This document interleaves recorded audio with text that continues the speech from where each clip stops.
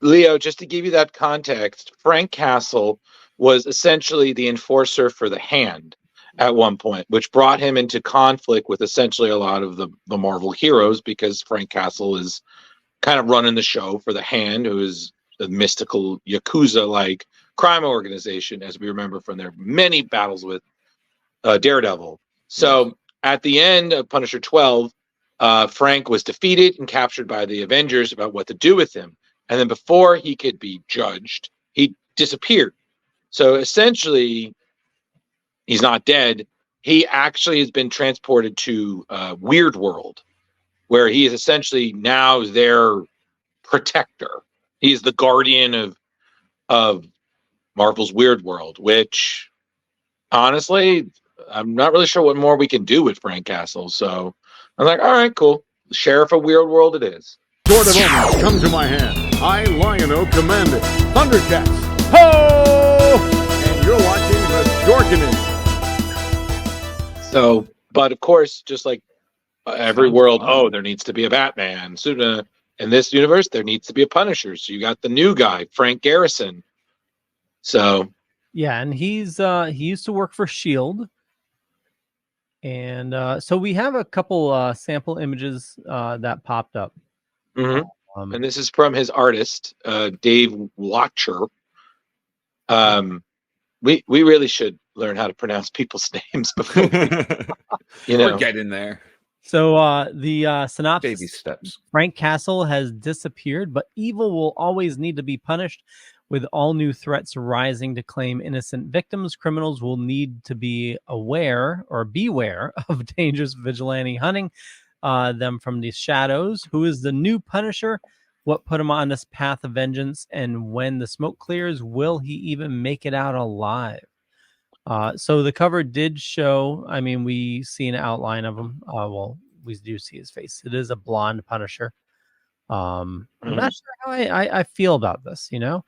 Well, essentially, when the character was first announced, the writer, David Pepose, he basically said, and Carrie, this might strike a chord with you, he said he wanted to introduce the Danny Ketch to Frank's Johnny Blaze. Yeah.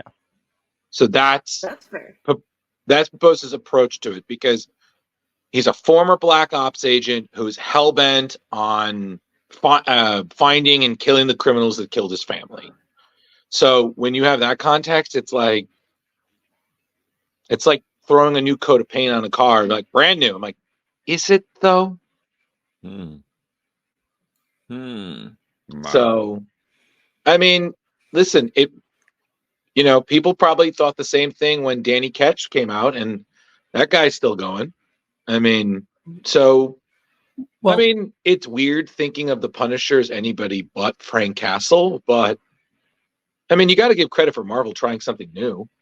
Well, that, and we know the Punisher has received bad rap as of recently. So, a change in look, change in the character is, I think we all saw this coming. Yeah, it's really disappointing, because the character has had some really good story arcs, some really good runs, and he's very much among the more memorable characters within the Marvel repartee, but unfortunately, a lot of political events, a lot of bad association has created a kind of weird relationship in Marvel where you want to use him, but you don't like what kind of happens when you use him. And you saw that great example with the Netflix series. Yes, John Bernthal is supposed to come back as Frank Castle in a lot of the new Marvel stuff. But notice, as the show went on, Frank used guns a lot less. So, more as a defense. Yeah. I always associate Frank Castle as somebody who looks natural, sitting down with that look of just stay the fuck away. That's not really angry. He radiates that kind of thing. And he looks perfectly well sitting at a table with a bottle of Wild Turkey and a glass that he may or may not be using. And this guy looks more... Wolverine. Yeah, so it's specifically Wild Turkey, though. There are just certain things that go together. Logan can have pretty much anything. I think on a bottle. Well, it would be a bourbon. Beer. Yeah, I don't see him drinking beer. Beer, yeah, maybe a beer. Beer. I can see him drinking wine, but this guy looks a little bit more like maybe a vodka guy. I don't know. But it's worth a change. Straight up or on the rocks? For me, I always felt Frank Castle. I would have loved to have seen what a conversation between Frank Castle and John Wick would have been like. I feel like that would have been a wonderful conversation because they're both these very versatile killers who somehow, despite amazing odds, always seem to come out. Just wrote a what if, Drew. You're welcome. What if Frank Castle met somebody? What the hell? Friggin' Drew is a mind reader because he wasn't on yet. We were talking about John Wick before he came on. Yeah. There you go. The new friggin' Mark Wahlberg trailer dropped. Yes. And when you said that, the first thing I saw was the title should be, Mark Wahlberg, say hi to your mother for me. 2022.